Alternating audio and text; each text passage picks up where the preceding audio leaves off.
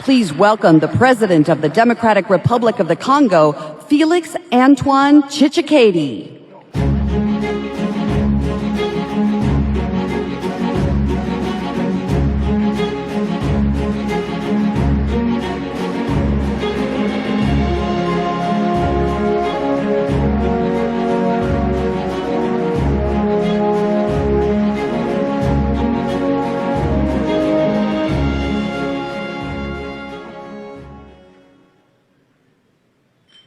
Ladies and gentlemen, shalom. Merci beaucoup. Merci à vous tous pour cet accueil chaleureux. À Madame la Présidente Besti Bernskorn, ainsi qu'à tous les leaders de EPAC, merci de m'avoir associé à cette grande conférence.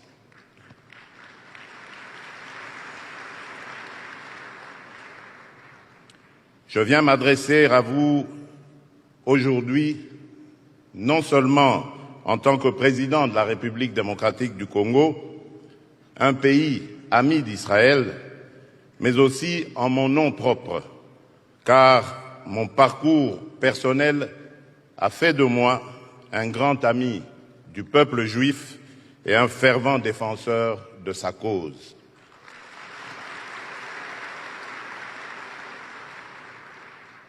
Par ma foi chrétienne qui tire sa source dans la relation entre le Créateur, l'Éternel et le peuple juif, j'ai le plus profond respect pour le caractère prophétique de l'histoire de ce peuple et de son destin.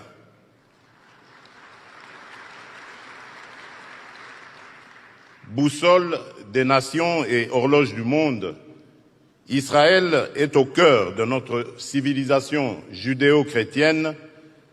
Vous comprenez donc mon attachement particulier envers la nation d'Israël, son peuple ainsi que la ville sainte de Jérusalem, selon qu'il est écrit dans le psaume de David, « Priez pour la paix de Jérusalem ».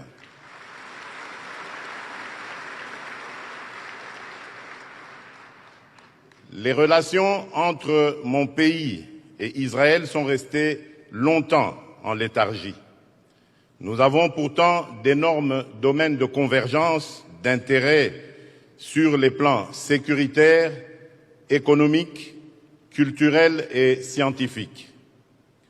S'agissant des questions sécuritaires, les défis nouveaux liés à la lutte contre le terrorisme, la corruption et le blanchiment des capitaux, ainsi que la lutte contre la cybercriminalité, nous donnent l'opportunité, que dis-je, l'obligation de renforcer nos liens pour des objectifs partagés.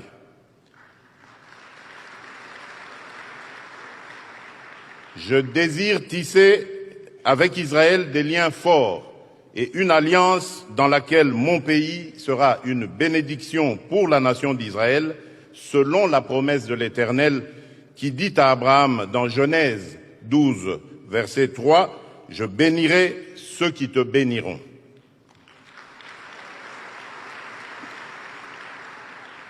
Il s'agit d'un processus que je réaffirme solennellement ce jour et qui se renforcera à la mesure de la consolidation de notre amitié et de nos intérêts réciproques. C'est dans ce contexte que je vous annonce l'arrivée imminente dans mon pays du grand rabbin Albert Guigui, qui viendra cette fois pour le renforcement de nos liens sur le plan spirituel. Pour ne pas perdre cet élan, pour consolider nos liens et discuter de nos intérêts mutuels, je compte effectuer une visite en Israël au courant de cette année.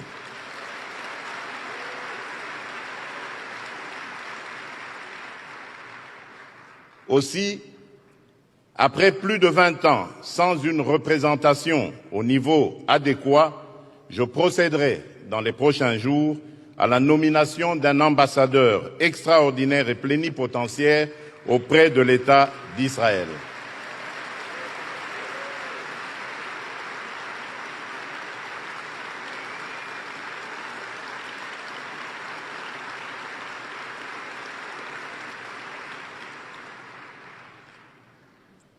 Dans le même ordre d'idées, il sera créé une section économique animée par un personnel de haut niveau ayant la mission de promouvoir les relations économiques entre les deux États.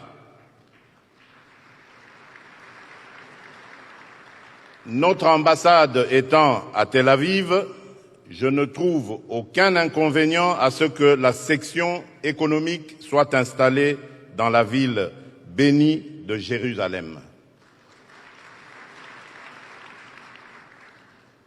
L'expérience et le savoir-faire d'Israël dans les domaines de l'agriculture, des sciences et de la technologie ont toute leur place dans mon pays qui s'étend sur 2 345 410 km² et plus de 85 millions d'habitants, mais n'exploite encore que 10% de ces 120 millions d'hectares de terres arables et irrigables, une partie infinitésimale de ces ressources en eau et de ses ressources minières, estimées à plus de 24 000 milliards de dollars.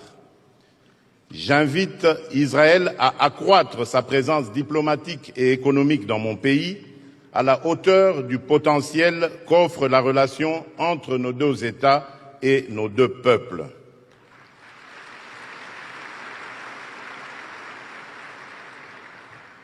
Depuis toujours, l'histoire d'Israël me fascine et m'enseigne, qu'il s'agisse du roi David, en passant par les premiers ministres Ben Gourion et Golda Meir, Yitzhak Rabin et Shimon Peres, ou encore le général Moshe Dayan et tant d'autres héros de l'histoire humaine, cette nation est une source d'inspiration. Elle nous apprend ce qu'il est possible à l'homme de réaliser en peu de temps quand on a la volonté, la résilience et surtout la grâce et la faveur divine. Chers amis, je ne terminerai pas mon allocution sans féliciter le pays hôte de ce forum, les États-Unis d'Amérique, qui a toujours été une bénédiction pour le peuple d'Israël.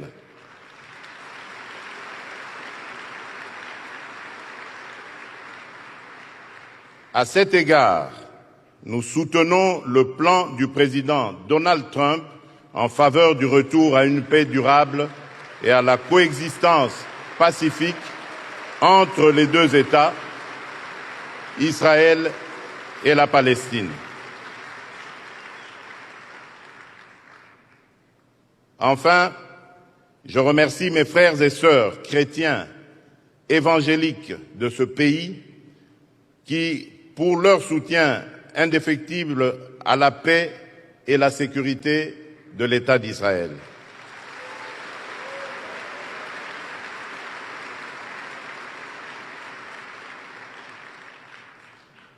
Que Dieu vous bénisse, que Dieu bénisse Israël, que Dieu bénisse l'amitié entre les peuples d'Israël, des États-Unis et de mon pays, la République démocratique du Congo. Je vous remercie.